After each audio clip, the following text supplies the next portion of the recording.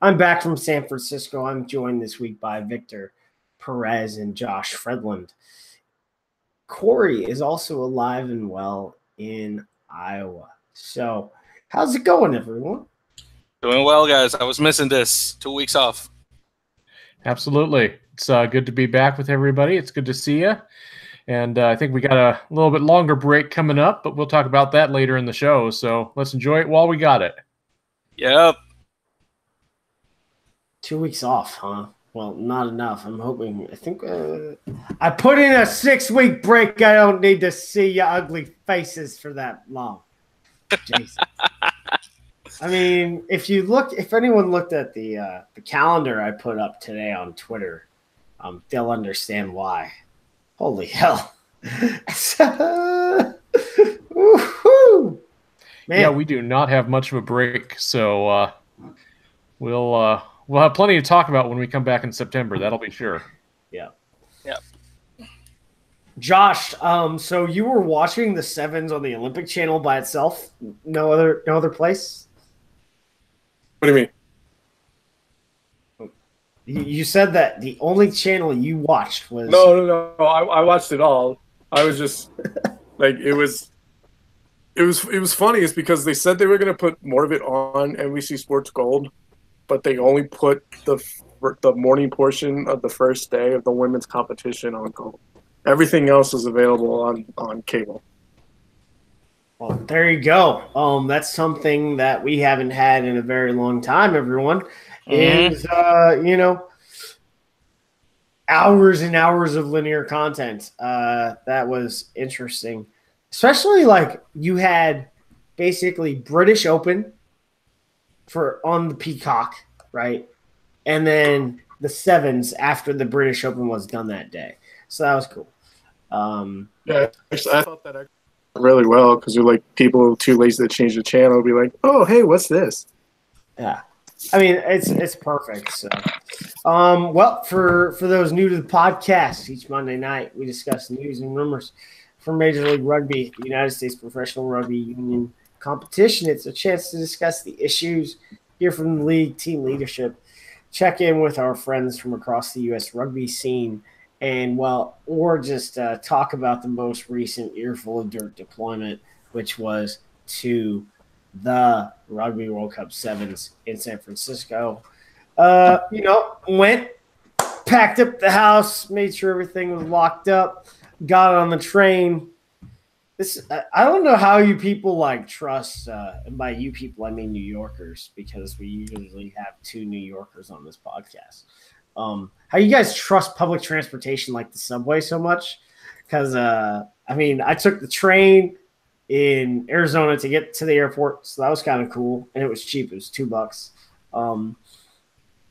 And then we took the train into the city. We took the BART, which was not crazy expensive, but so. How often do you take the subway, Victor? No. Every day. I don't know how to drive. I'm a New Yorker. You don't know how to drive? I'm a 28-year-old man that doesn't know how to drive because I live in New York. Real New Yorkers don't know how to drive. That's we could help you in the man department by getting definitely getting you learned up how to drive. Jeez, yeah, you gotta get there's no need because literally the subway takes you everywhere around the city, literally. So there's no need to have a car. But it's a lot more expensive for me to pay for gas than to pay for my Metro cards monthly. Because really, if I add up what I spend yearly, I'm sure it's a lot cheaper than putting gas on the tank. I'm sure. I'm not saying have a car. I'm just saying have a license. Oh, well, yeah. That's just called laziness. So that's why I don't have one. It's called laziness. I know. I won't lie. My parents have been nagging me for years, like, you need to get your license. You need to get your license. I will. The years go by, I never do because I don't have the need for it. Now, once the shit hits the fan, then I need to get it. so it's just what it is. So, yeah. when it's too late. I took the train a couple times this weekend. That was kind of cool. Hoofed it around San Francisco. Watched 30 freaking hours of sevens rugby, and I gotta say, I'll probably never watch sevens on the television again because some people say it's like that sevens is the way to grow the sport via the broadcast. And after watching that much high level sevens, ocular overload, sensory overload, right in front of me, because I had great sight lines from the tri-zone where I was all the time. It just, watching it on TV just doesn't feel the same. Whereas rugby 15s, it sort of translates well to the television for me. Do you think it's because it's a longer game?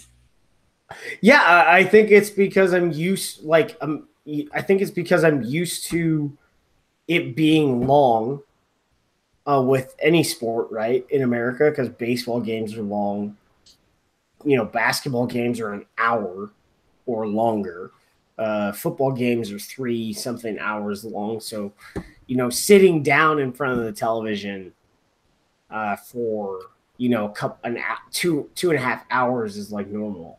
Whereas like boom, boom, boom, action, gone. But I went to the Rugby Town Sevens last year, and that was my problem. Things started at 9 in the morning, and I left at 5, and it still wasn't over. I'm like, yeah, it's just a lot. Oh, it was exhausting. Don't get me wrong. But I think as a sport, I've never been to Vegas for Vegas Sevens. I guess it might be worth going this year because, I liked that. I love the festival atmosphere and all that stuff. I basically was sitting on the island of Fiji in the section I was in. So that was really cool. And, I guess I should probably talk about the segment. Rugby World Cup Sevens, the U.S. women finished 4th. The U.S. men finished, they finished where they finished in the table for the HSBC 7 series this year. So, yeah, we'll talk about that. Which was 6th. Yeah, which was 6th. But, San Francisco as a destination city, I totally get it. But, man, I looked at my bank account today. No, never again. That was, I think, I think you can do these big cities. You can rough it when you're without a significant other, but your significant other is always going to want to stay in, someplace decent. But I did not think we'd pull this off. We had over 100,000 people. Well, not 100,000 different people, but 100,000 bodies go through the turnstiles this weekend. We made the Giants, World Rugby, and our sponsors happy. The Giants made their cash, that's for sure. Holy moly. $12.50 for your beers. Holy. Wow. God damn it. I thought Yankee Stadium was bad. What's Yankee Stadium right now? Last time I was there, I think, no lie, 10 maybe, or 11, I think.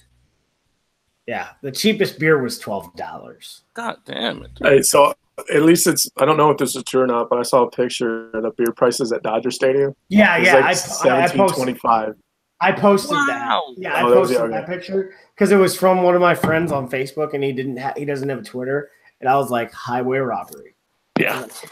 At least it wasn't that, but man, this year the Falcons dropped prices when they opened Mercedes-Benz Stadium, and so the premium beer cost $7. The other beer cost $6. There you go. Guess what? They made more than when they were at the Georgia Zone. That makes sense. So makes sense. Now to talk specifically about the rugby, what did you guys think about the format? Sucked. Yeah, especially the men's, the whole pre rounds of 16. It was kind of weird. I mean, it was cool in a sense because the point really of that format is to blot out all the quote unquote bad teams. So that way, by the end, you got some more competition, and then from there on, that's really when the tournament starts. And I also like the fact that you got to see nations that you will usually never see to play against each other. Because, I mean, I don't really see often Tonga, Zimbabwe. That was really cool. and I was really I got really interested in the Papua New Guinea team for the fact that Papua New Guinea does play rugby, but they play rugby league, and it was really cool to see them playing sevens and not tens. Oh, excuse me, not tens, nines. It's really the league format of sevens. And it was really cool. I really wish PNG will be better in union. That would be really cool. The Pacific Islands could definitely need a fourth team to play against Fiji, Samoa, and Tonga. But overall, yeah, I really enjoyed it. Really, it was really fun to see the little teams I had.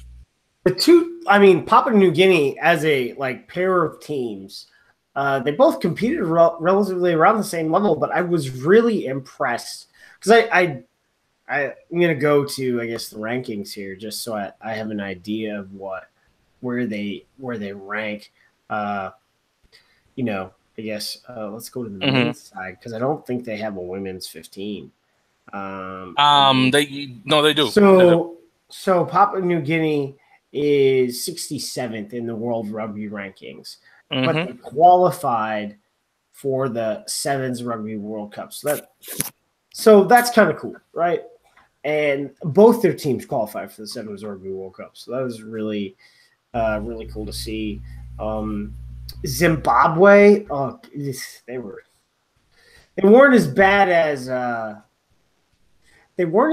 Jamaica. Oh my God, poor Jamaicans! I felt for them. Bad. They were pretty bad. I felt bad for Jamaicans. I really felt bad. Jamaica probably had the best uniform setup. The home and their away. I really liked the Crocs. Definitely.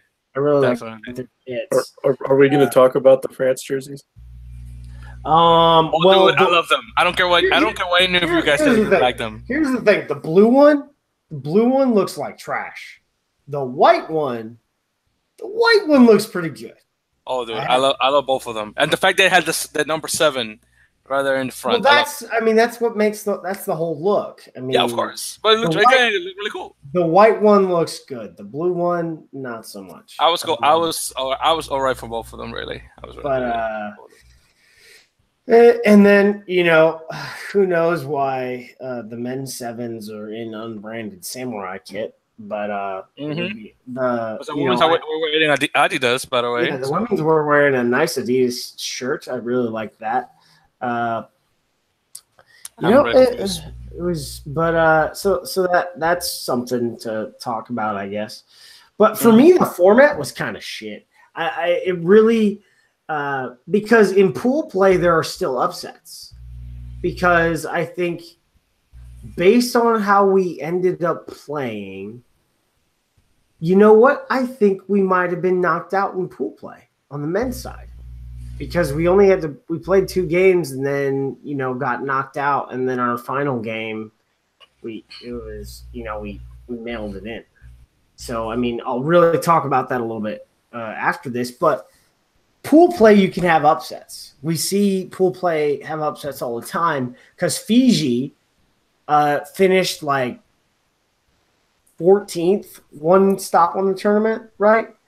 We're talking a strong Fiji team during the series that stopped, didn't that got their butt whooped. So that's what happens in 7. So we could have seen that.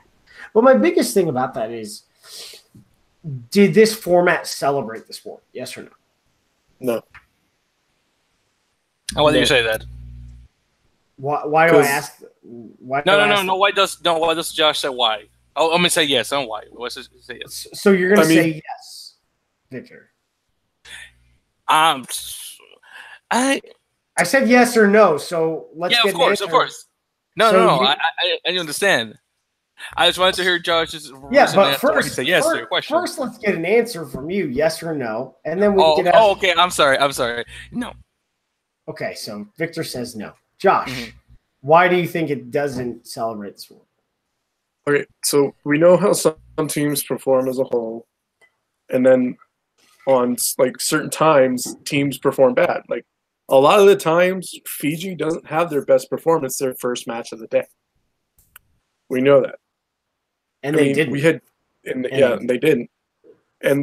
But then you have France beating Australia, and granted it was technically in the knockout rounds, which would count. But I'm you had Kenya win a stop, I forget, either last year or the year before. And I think that the format helped, whereas you don't have the predetermined seeds until the pool play is finished. And I think that made kind of a big difference in this. And I also didn't like I could understand if this was like the format specifically for this, for the World Cup. I can maybe understand that. Because you get more teams involved, they could all have their games. But what really drug me down on the performance or of the format was that they were considering this for the World Series. And that's when I was like, no. Like, if you had kept it for as a World Cup or Olympics only format, I would have been okay. But when you're bringing this into the World Series, that's when it kind of pushed it over the edge for me. Okay, Victor, why do you think it didn't celebrate? Okay, so it's really because of the potential of upsets. Sevens has the thing that Seven has over Fig Teams is that Fig Teams is I don't want to say it's a predictable game, but sometimes it feels predictable because it feels that even if the game hasn't been played, you already know who's going to be winning. The game is all about who comes best prepared. I mean, any sport is like that. But with union and league, well, rugby altogether, really, you can almost 90% of the times say, oh, you know what, that team is going to win. Of course, there are upsets all the time, but they don't happen as often. But the good thing about sevens is, since the game is so fast and you only got 7 players, there's more chances of the lesser team to come and win. Best example, I mean, I don't know if you're going to call them a lesser team. Look at Ireland. The Irish team doesn't play. It's not a core team in the series, but lately they've definitely been bringing it to the teams that are core members of the series. So Ireland finished what, third? Third of the last 2 stops, right? Yes, that's right. Yes, that's right. It finished third. That's right, and the medal, exactly. Yeah. And they're not even constantly playing in the series, and they ended up 9th overall in the World Cup, but still, which is a respectable placing from a team that is not a core team. And then you look, for example, Japan, that was core and they ended up 15th in the World Cup. And then you look at Samoa, 13th, which is also core. So I did say no about the format, but at the same time, I liked it, the fact that it comes down the fat, as in the teams that, I mean, they're there. I mean, I sad to say it, just to make up the numbers. Well, so this is, I guess, this is what leads into, my point about it doesn't celebrate the sport. Period. What it basically plays into who the top teams are almost immediately, except like we saw some upsets right away. Ireland women beating England. They came to play in the first game, and England laid an egg. Ireland, to be fair, the Ireland women are regulars on the World Series. Yes, true. That is true. Unlike the men, that is true. But that England team is full of heavy hitters from like 15's veterans, Vicky Fleetwood, Emily Scarrett, Rachel Burford. Like these are like that team was loaded. And then Jessica Breach, who is this brand new phenom who made it onto the series last year. But in her debut for 15s against Canada in November, she scored 6 tries in her debut. So that team was loaded. Okay. So to give this a little context, 2017-2018 Women's World Series, England only finished 3 points ahead of Ireland. Good to know. Good to know. But on the men's side, but it wasn't really about, for me, it wasn't really about that. It was more like anything can happen in pool play, period, because we've seen it, right? So on both the men's side, especially with like Papua New Guinea, I thought Papua New Guinea played a great brand of rugby. And for the most part, they had good skills for both men and women.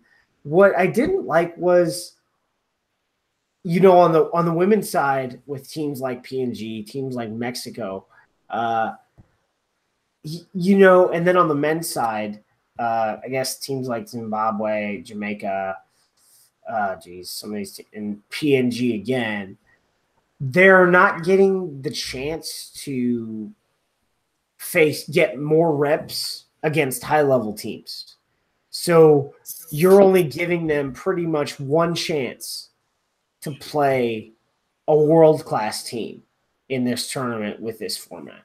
Because I would say the only world-class team on the women's side, was that hit the challenge bracket immediately was England. And then England just destroyed everyone on their road to the challenge final.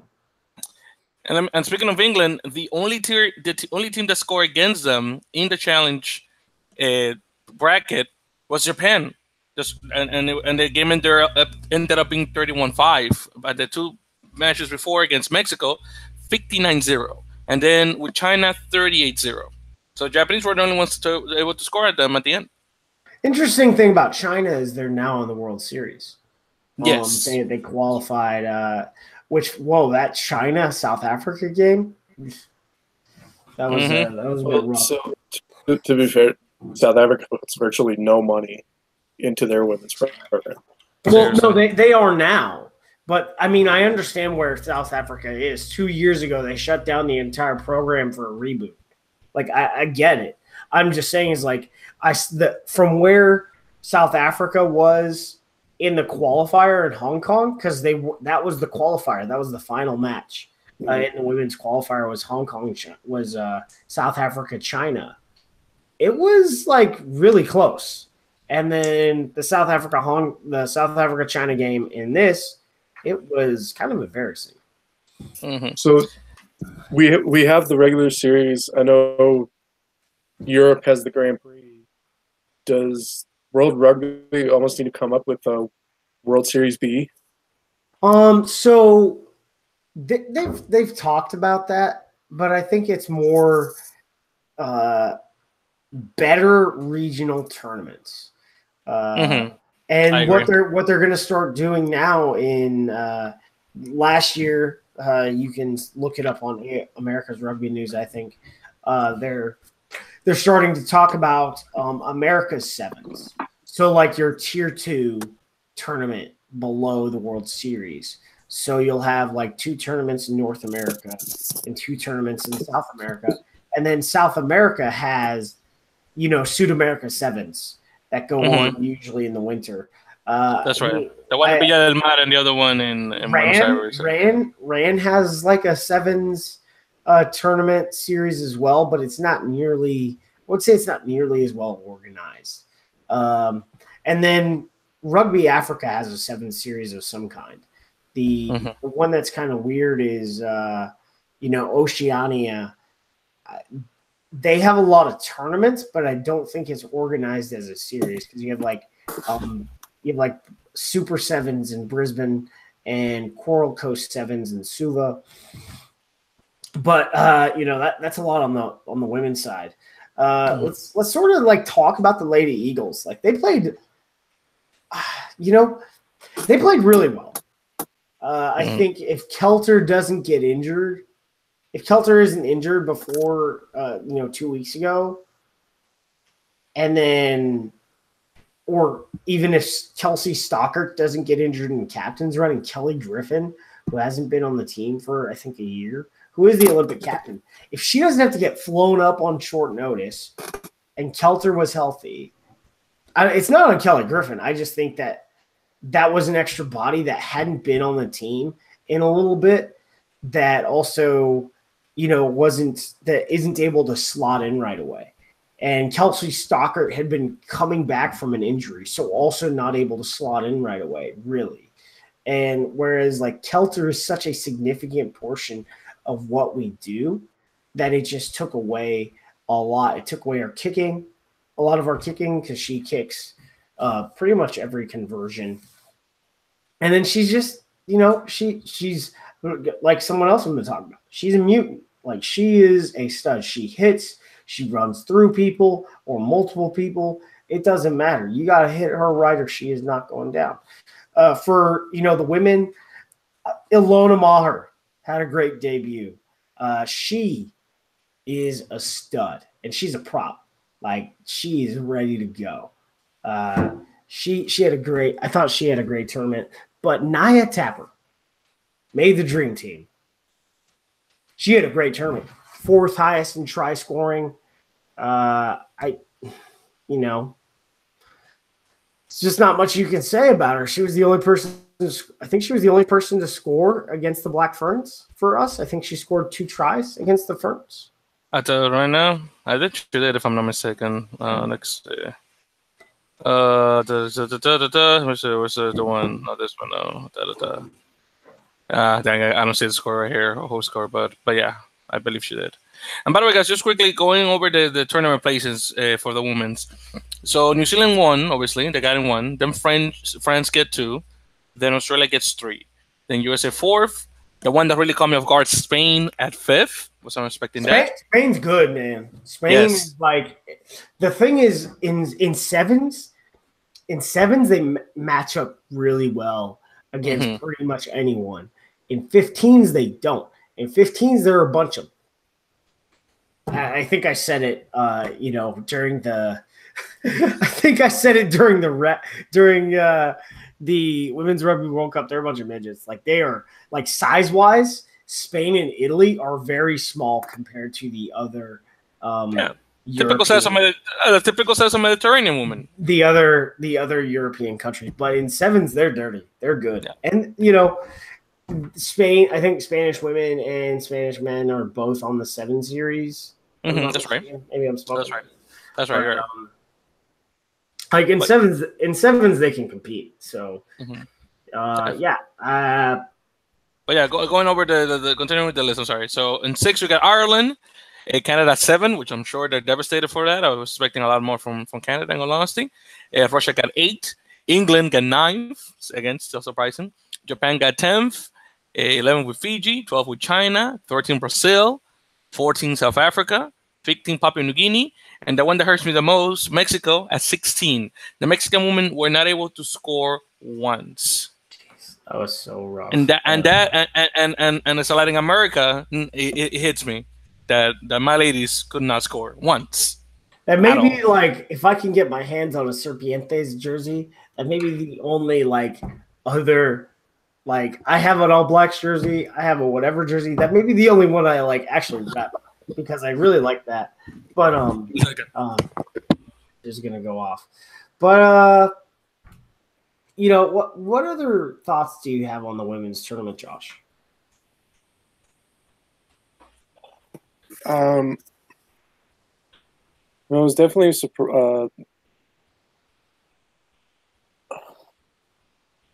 I almost want to say that I realized it was almost too fast.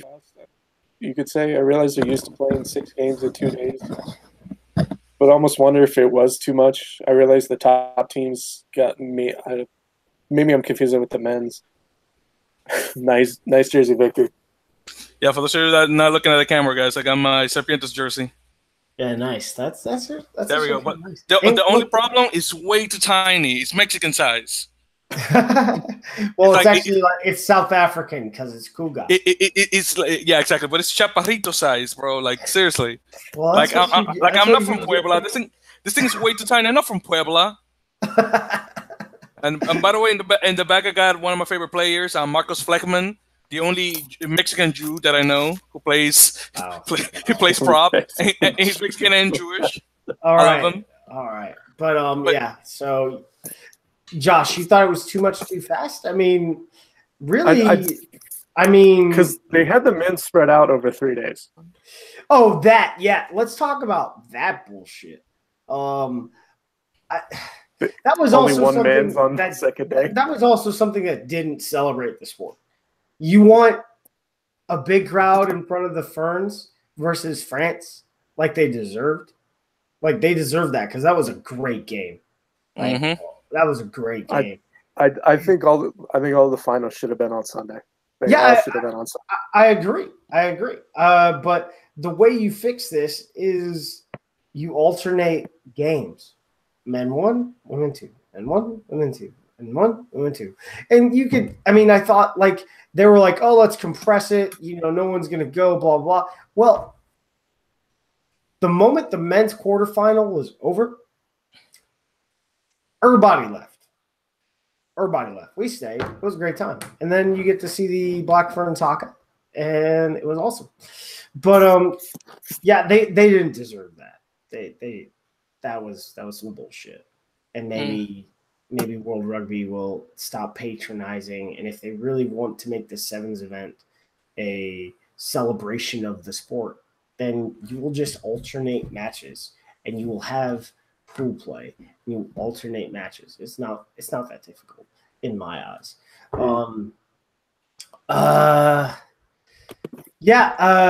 Nicole Heverland, stud.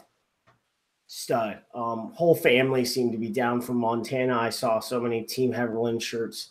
It was awesome. Ryan Carl, I could name them all 12 of our women that took the pitch. They were great. Moving on to the men's side of the tournament, our performance, the England game took it out of them. Yeah. It was. I mean, that England game took it out of them, but the way I watched us play Argentina, to be honest, do you guys get the feeling that when we're not in the final four of a tournament, we pull the plug? Yes. Yep. Yeah. All the time. Definitely. I mean, that's what I saw against Argentina. Mm-hmm. I saw, yes, I will. We had some injuries. Danny Barrett had a concussion. I think the only people available to sub him were Carlin and Brett Thompson. I think Pinkelman came off the bench. So we had 3 subs, right? So yeah. I think the only ones I saw were Pinkelman, Carlin, Isles. So we had a short bench. We only had 3 subs to go in instead of 5. But I don't know if putting other people criticized Friday for the lineup. Part of it was driven by injuries, but we just didn't play good. And there have been some complaints about the ref. Well, we played worse than the ref was reffing. Okay? End of story. We mailed that crap in. And Argentina took the knife and put it in our heart and then put it in our neck and then took our heart out and ate it. That's what happened. And you know what? It was revenge over what happened in Vegas when they lost 28-0 to USA for the final. So I'm sure the Argentinians were like, we need to get revenge for what happened when we played the Gringos. Can't have this happening again. And they just they just went gaucho on their ass. I kind of knew that the U.S. their heart wasn't in it when Franco Sabato scored that try before halftime. Falau just threw it in, and then he used his soccer skills to score. And by the way, that was beautiful. Ball drops, it hits him right there by his foot, goes up, boom, scores. Yeah, man. That's why it's good in soccer. So on the men's side of the tournament, it was sort of at the end. It was sort of weird watching Fiji versus All Black Sevens. Sort of felt like as soon as New Zealand went up, I think it was 10-0 because they didn't score those 2 conversions. Fiji was just out of it. And then in the second half, they made it look respectable. But talk about a crowd that lives and breathes on one team. As soon as I got there late on Sunday, as soon as Fiji lost, I was able to get my seats in the section that I had tickets for. Wow. That's all that had to happen for you to lose, and everyone will lose, and everyone will just go. Yeah. My goodness. All Black Sevens, crazy. England is probably the one team that overachieved, and I would say South Africa kind of underachieved because they won the series, but they still won third place, so not a big deal. England was fifth, right? So they overachieved from the series, taking second, losing to New Zealand. So. And just going over the list, guys, of placings.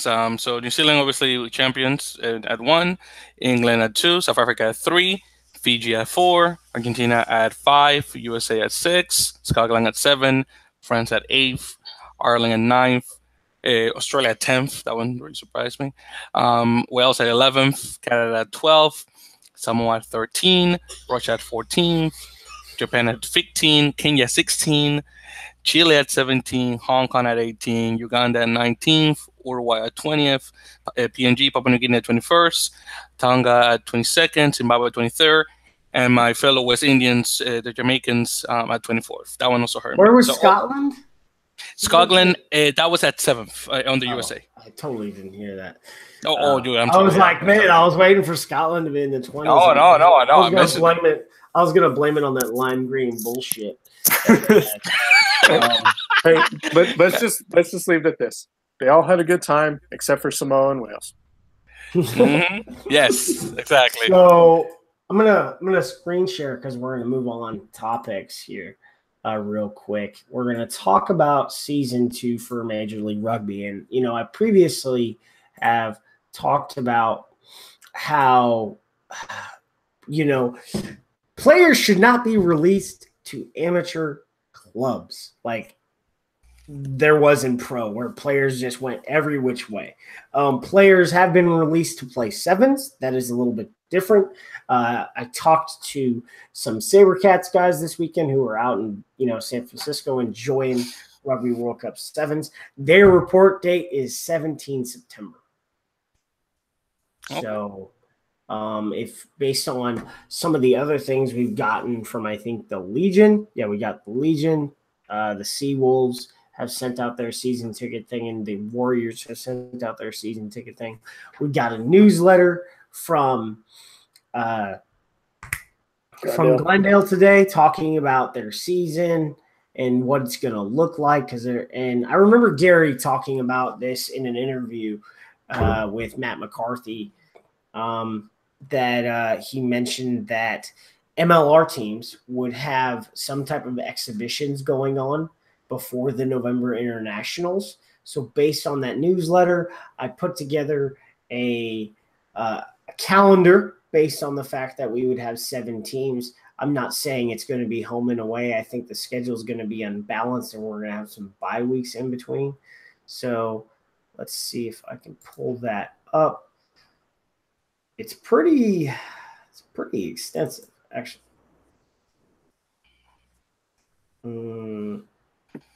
There we go. Still loading. But what this looks like is an 18-week regular season. I've templated what is like an 8-week exhibition season and a 5-week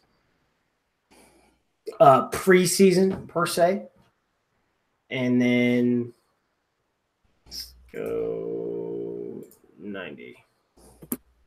Yeah, there we go. All right, so screen share. I hope this works. Yeah.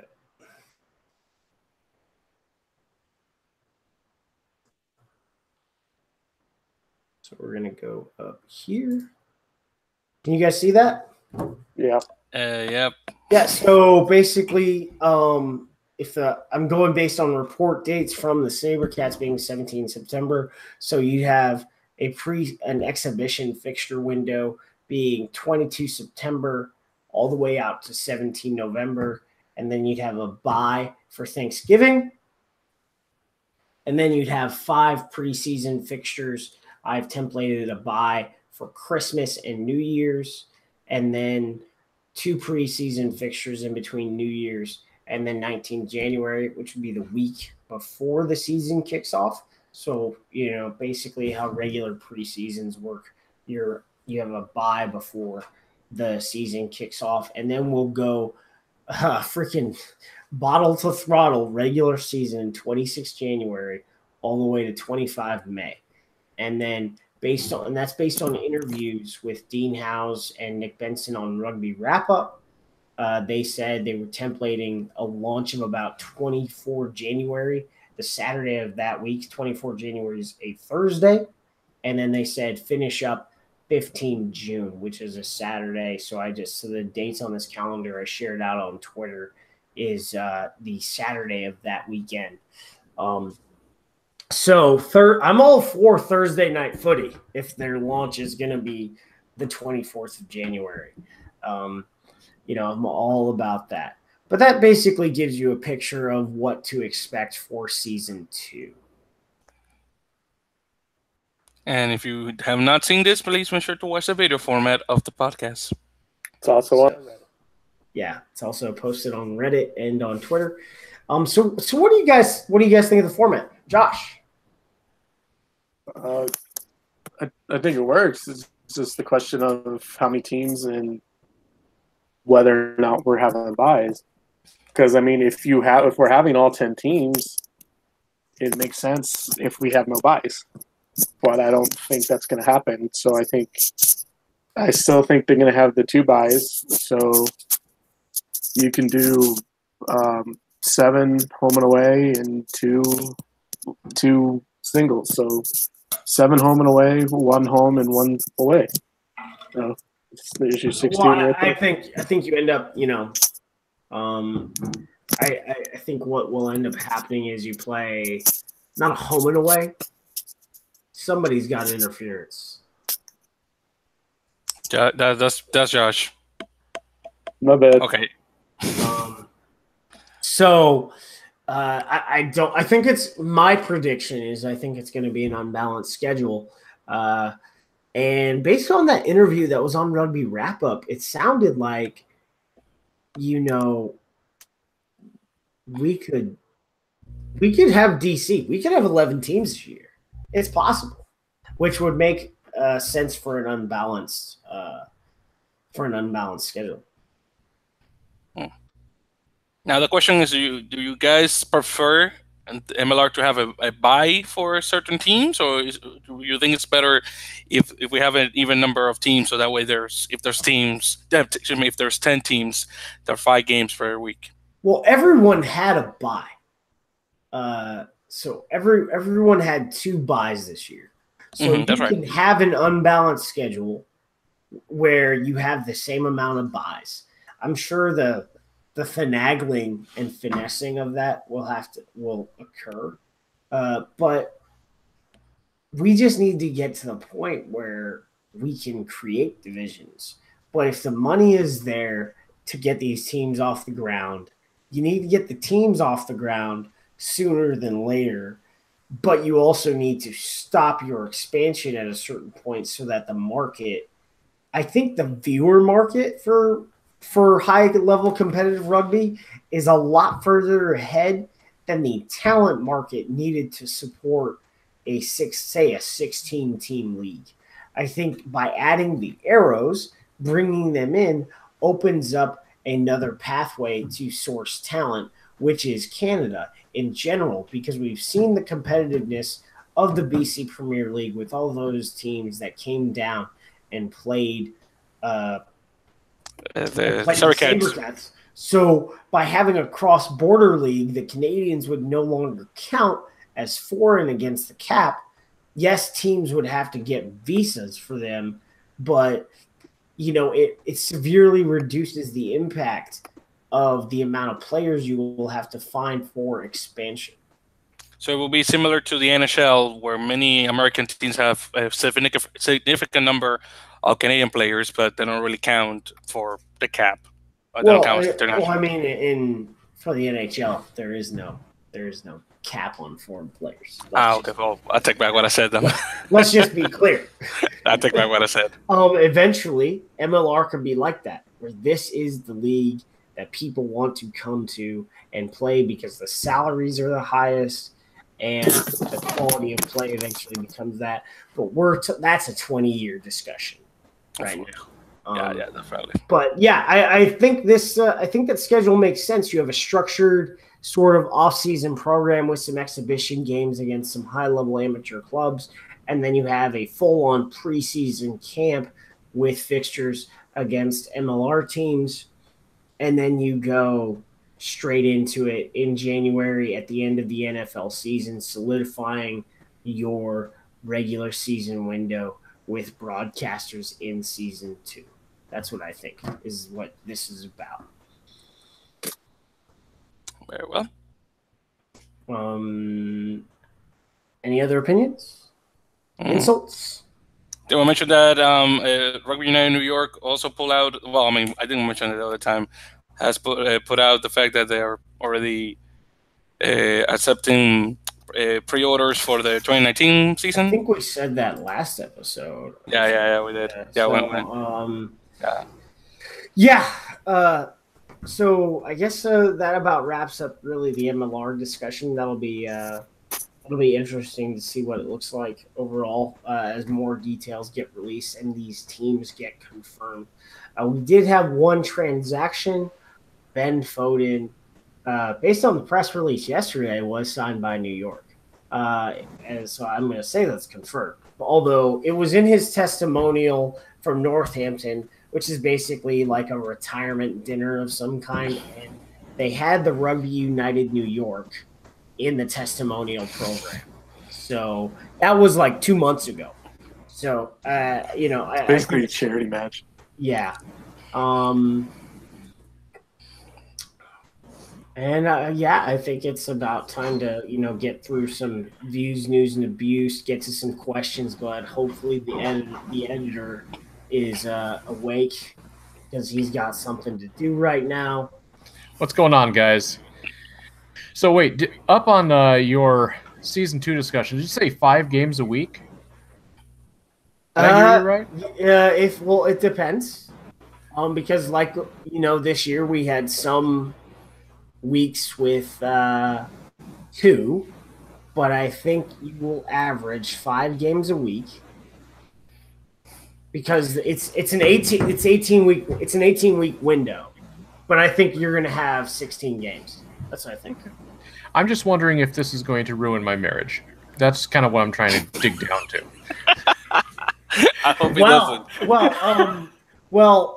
My significant other loves the rugby, and she loves staring at their butts, at the men's butts. So it goes both ways. It's true. My wife's really taken with Nola Gold, so maybe they'll do well next year, and she'll get excited for it. So we'll Aaron, after what happened with Bryce Campbell going to London Irish, do they have a new fan in your significant other? No, that's an Eagle. That's like one of her favorite players. But I don't know. We don't watch, especially. Well, here's a problem. How do you watch championship games? That is a good question. I know how to watch the Gallagher. I'm just gonna call it the Gallagher. It's not. Yeah. I mean, come on, it's called Gallagher. I mean, you think Gallagher, and you're already thinking the comedian with the watermelons and the mallet. That's what I'm thinking. I know how to watch the Gallagher, but how would you watch the Premiership? So, it used to be through the Rugby channel. I don't know now. I don't know. Well, I don't know who's going to replace, him and Glendale's backline for her to. Immediately have a crush on, because if she's gonna like 2 backs in Glendale, they're gonna need to find another unit for the back line to fill those shoes. All right, so I think it's time for Tweet of the Week, if you guys are good with that. Yeah. All right, so I'm kind of jumping the gun a little bit from our news section. But as a point of explanation before I dive into this tweet here, something pretty special happened today. Houston SaberCats broke ground on their new stadium. So had a lot of folks turn out for it, including Sylvester Turner, mayor of Houston, And that's who our tweet comes from this week. And so he had to say after the event, after the groundbreaking, excited for the new Houston SaberCats Stadium, rugby ball emoji. The city of Houston, Houston Sports Authority, and Aviva broke ground on this new world-class sports complex, #GoCatsGo. So I really like this one just because it shows how widespread the buy-in in Houston is for the SaberCats and for this league. And I think that's really awesome. Have the mayor out there for a groundbreaking of a major new facility. And just the fact that the SaberCats are investing in this and willing to, with their sponsors put up the cash and really lean into MLR, saying this is something that's going to be here for a long time. It's a good day. So, that was pretty exciting. Yeah.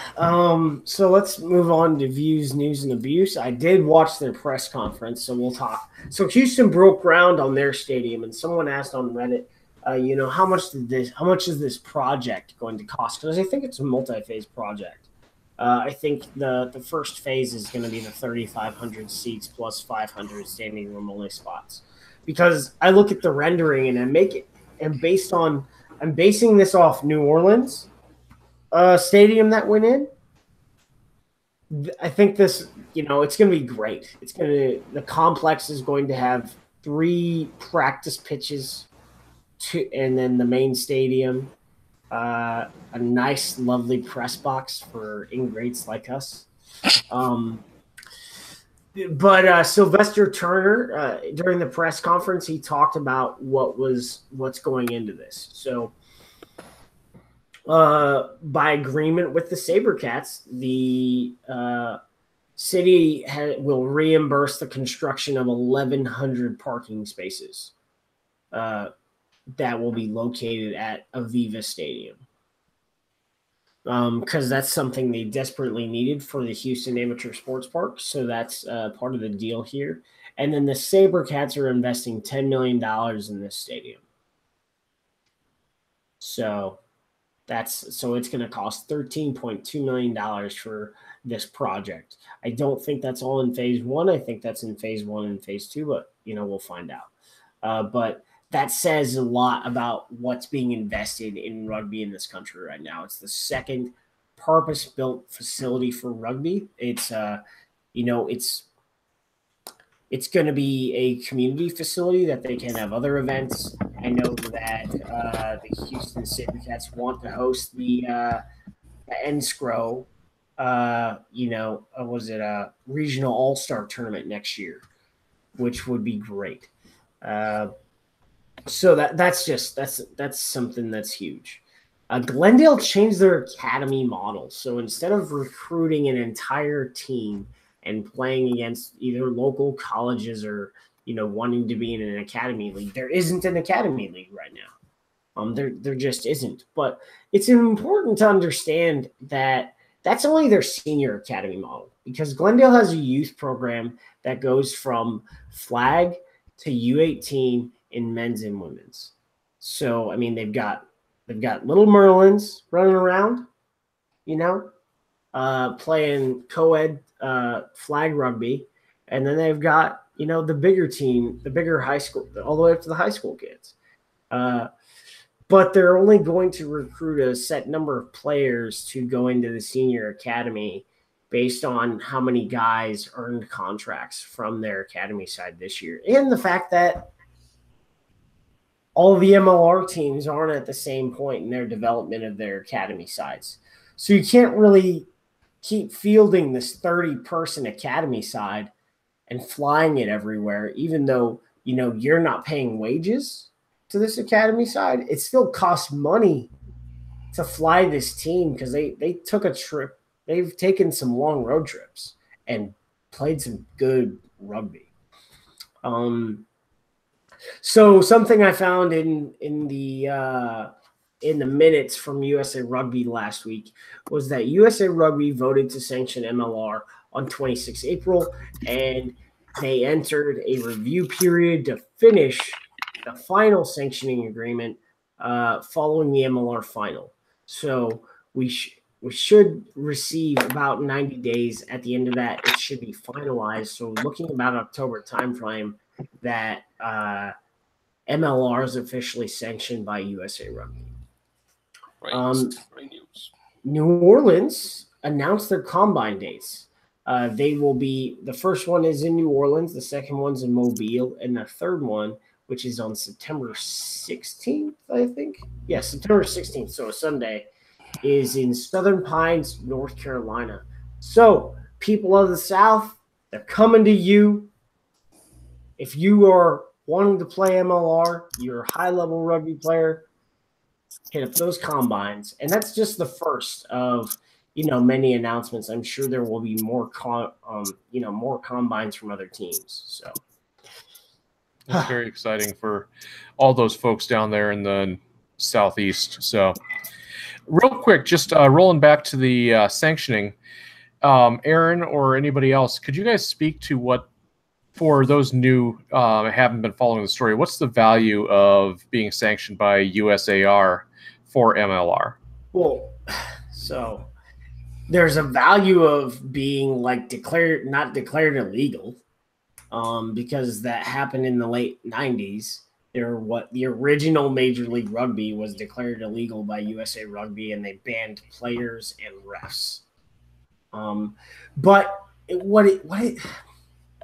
means the league is accepting additional oversight.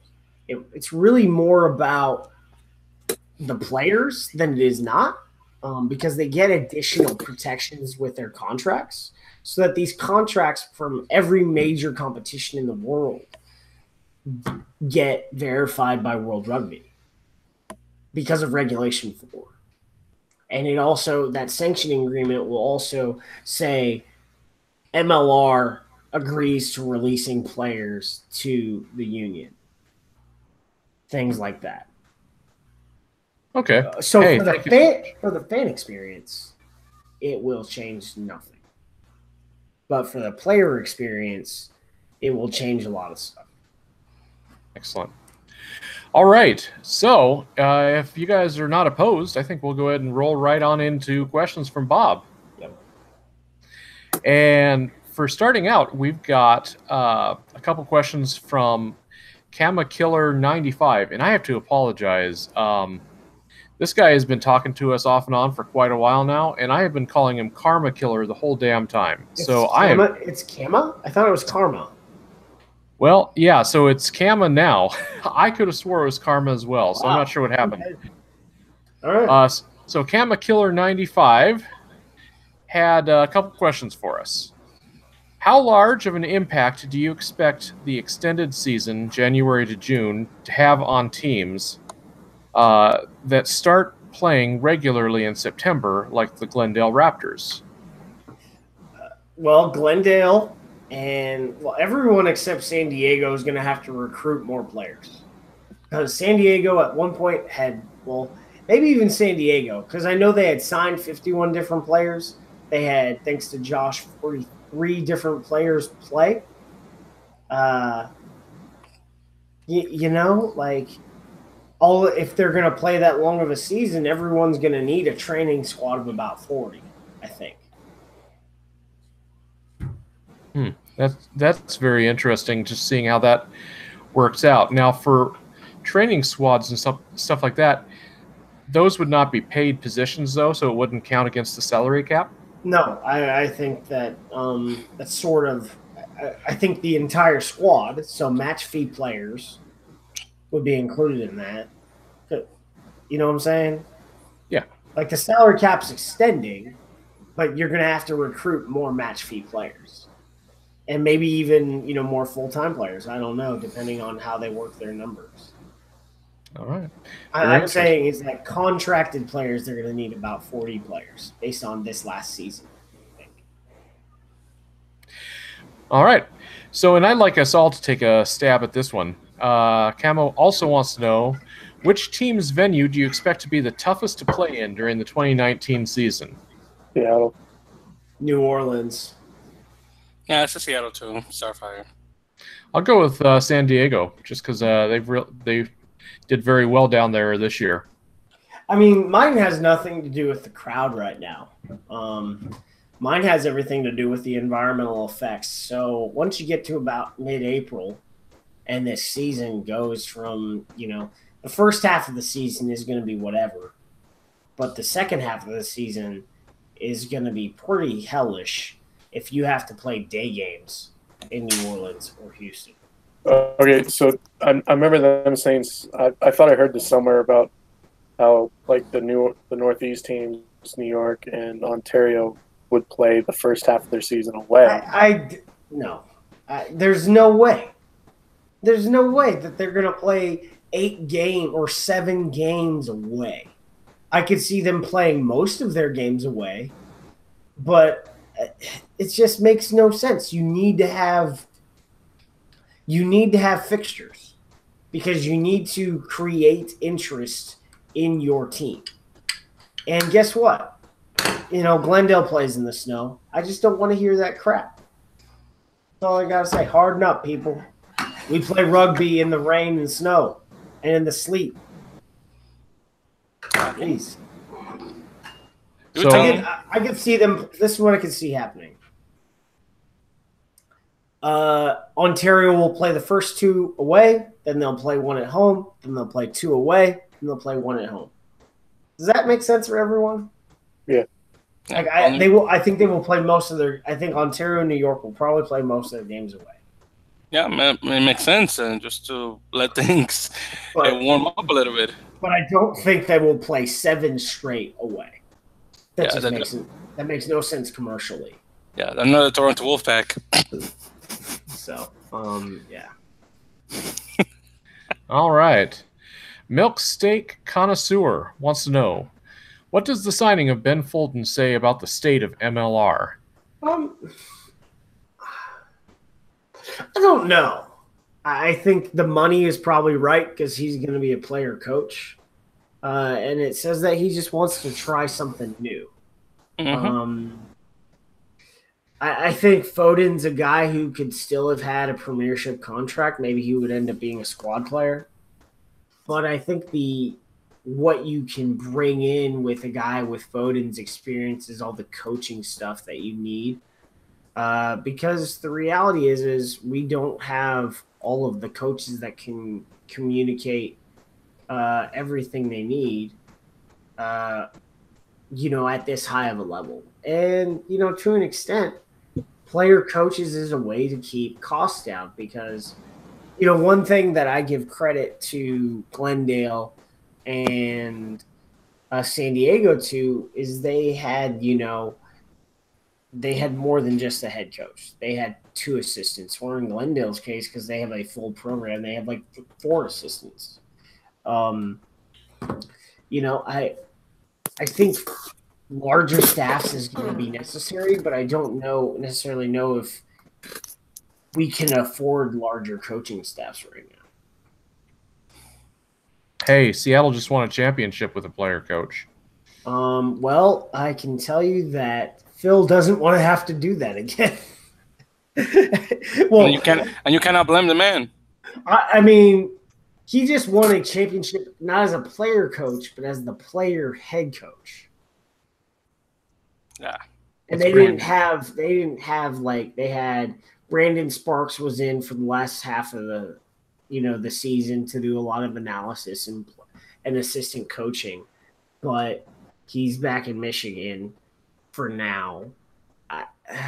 It's just going to be extremely difficult when the training demands are going to be more and the season doubles. I think to an extent they had a perfect storm and it worked for them. They rallied around each other and they had one of the best spines of a team.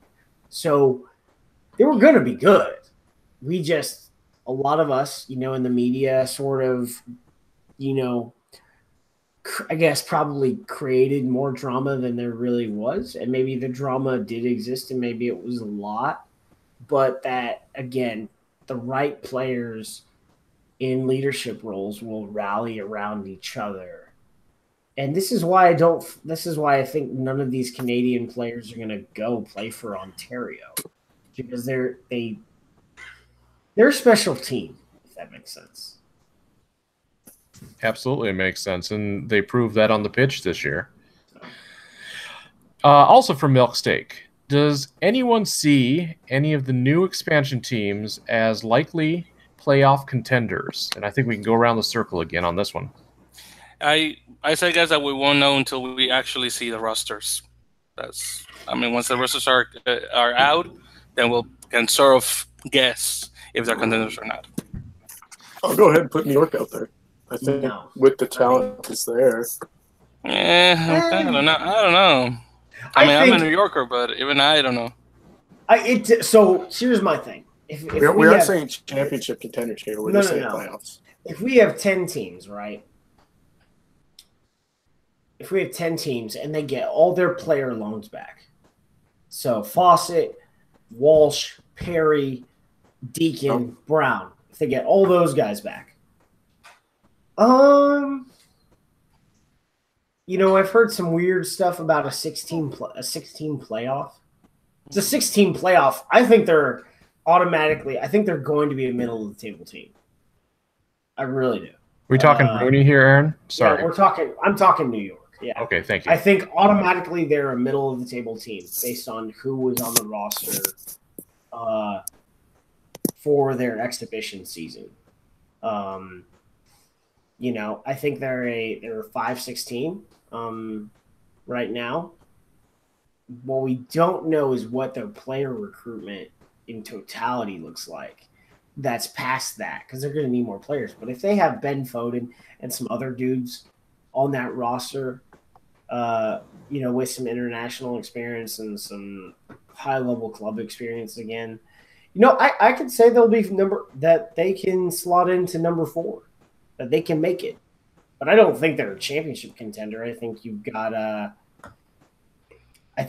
Glendale and Seattle to go through to call yourselves a championship contender right now. So I'm going to say, though, that I think Arrows are going to make a real show. And I'll tell you why. I think as much as we're talking about, Seattle's not going to have a mass exodus to the Arrows, I think especially the eastern part of the country is going to of Canada is really going to rally around that team. It's their first entry. It's a big deal, and I think there could be a lot of energy coming out of that camp. So I also think that Ontario is going to compete and easily will be a mid-table team. So, I'm not saying these guys are going to enter the league and be bottom of the table. I'm saying they will compete. They will have good seasons. But I don't know if I'm ready to give up those, one of the 3-4 playoff spot to either of them yet. So, and then LA Coast, I'm going to pencil in at the bottom because they don't have a player signed. Exactly. So that's another one too. Or a we'll coach. See what happens there. Or a coach. Good point. So the last question of the night comes from Blurandowski. Bluransky? Yeah.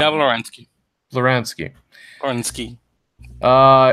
Who wants to know, who do you think punched above and below their weight for most of this season? And he said Houston and Seattle are not allowed as part of this conversation. So who's better than we were expecting? Who is worse than we were expecting? Not Houston and Seattle. San Diego was better. Austin was worse. Yeah, I second what Josh said. I second that. Well, kind of what I was thinking. Yeah, but I want to say Utah punched above their weight because I didn't think they were going to make the playoffs the way they were playing. And that's probably because Austin punched below their weight. So, yeah, that's what I have to say there.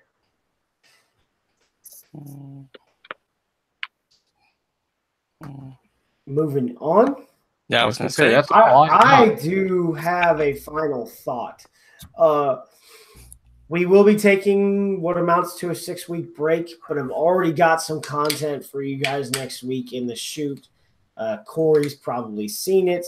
I recorded last week with Gordon Hanlon to talk about scrummaging. We're going to get some more scrum talk. going on. Hopefully I can get Justin Fitzpatrick to just talk about scrummaging, to expand on that and talk about the Irish way specifically. I want to hear about the Irish way. And then he also likes to coach the Argentine way. So I want to hear about that.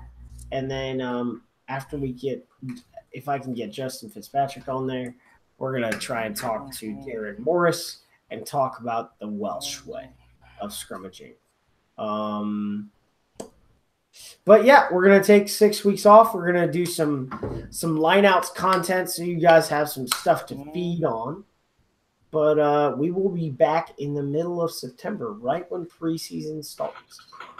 Refreshed and ready to go, no doubt. Mm-hmm. All right. Any final thoughts for this evening? No. Victor, you got anything? I just gave you my final thoughts. Victor, are you there? All right. It's that special time of night where Victor freezes up.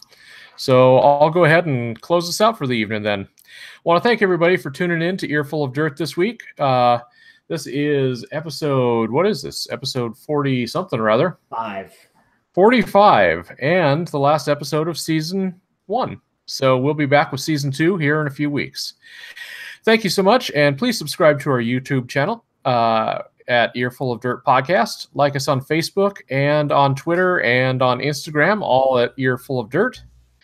Check out our website at earfulofdirt.com.